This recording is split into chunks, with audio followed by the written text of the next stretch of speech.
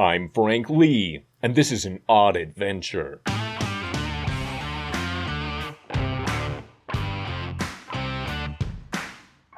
This memory was jogged loose when Lasso of Truth brought this 9-pound goldfish to my attention.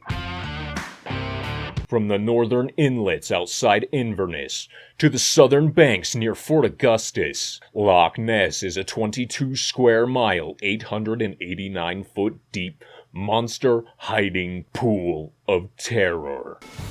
The Loch Ness Monster has had a documented presence since the year 565. There have been many theories as to what the Loch Ness Monster, or Nessie, actually is.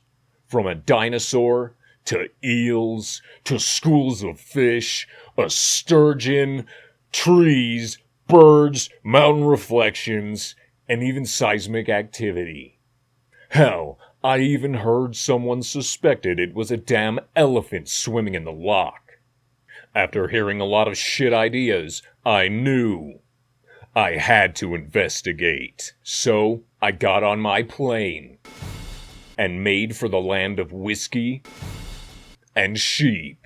I flew directly into Inverness and started searching.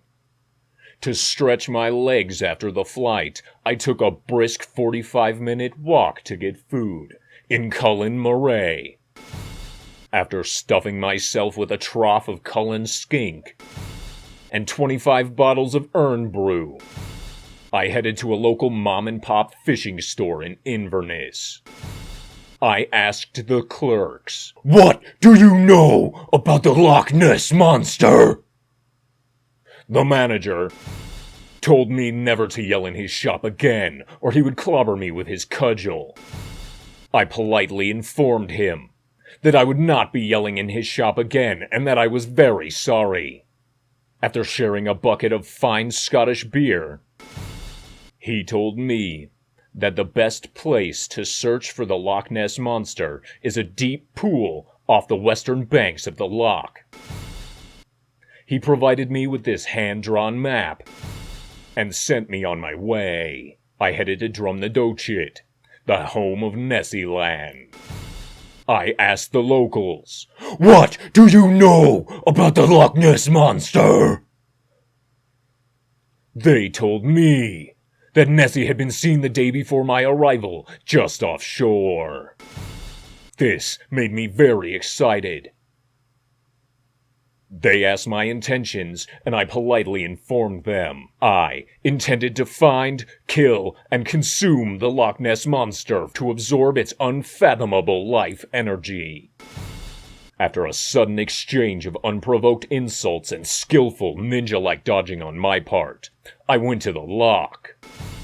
I unpacked my diving gear at my family's old property, Urquhart Castle, and submerged myself in the investigation. Because Loch Ness's average water temperature is only 41 degrees on a warm Scottish day, I decided to employ the latest innovation in Scottish cold water diving gear. When entering water this murky, in search of a monster, most men would pee themselves. But Frank Lee was filled with the thrill of the hunt. The first 2 consecutive days I was submerged, I saw nothing. I stomped around the underwater area searching for signs of Nessie, but nothing. On the cusp of returning to the surface on the 3rd day, things got odd.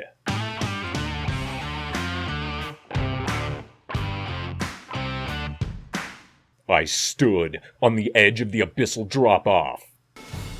So I did what any sane person would do. I jumped in. As I slowly sank into the darkness, I knew I wasn't alone. I pulled out my trusty Polaroid camera and took these pictures. Immediately afterwards, trouble happened. I swam downward, camera in one hand and pocket knife in the other. As I neared the beast, the tension welled. He passed within striking distance, and I swung my blade. I glanced the beast with the tip of my trusty pocket knife, which turned out to be a Frank Lee bad idea. The beast swung around in the water, filled with fury and a murderous intent. The beast struck me and sank its terrifying teeth into my abdomen. Here's the scars to prove it! While the beast had me in its dainty jaw, I wondered, what should I have for dinner? Because this was nothing more than a minor inconvenience. I struck the beast in the face with my pocket knife and Polaroid camera. The flash from the Polaroid blinded the beast, releasing me from its grip.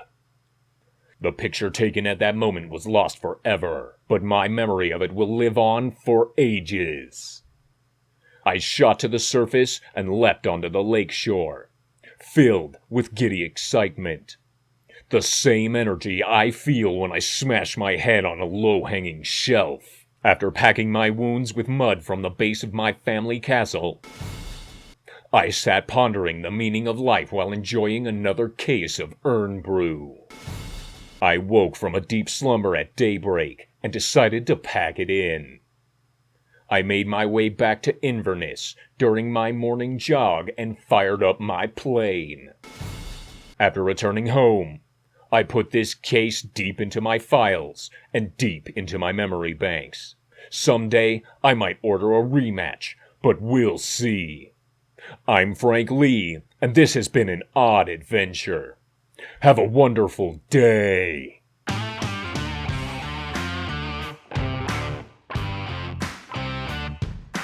If you have an article that you think I should cover, then please send it to frankleeodd@gmail.com.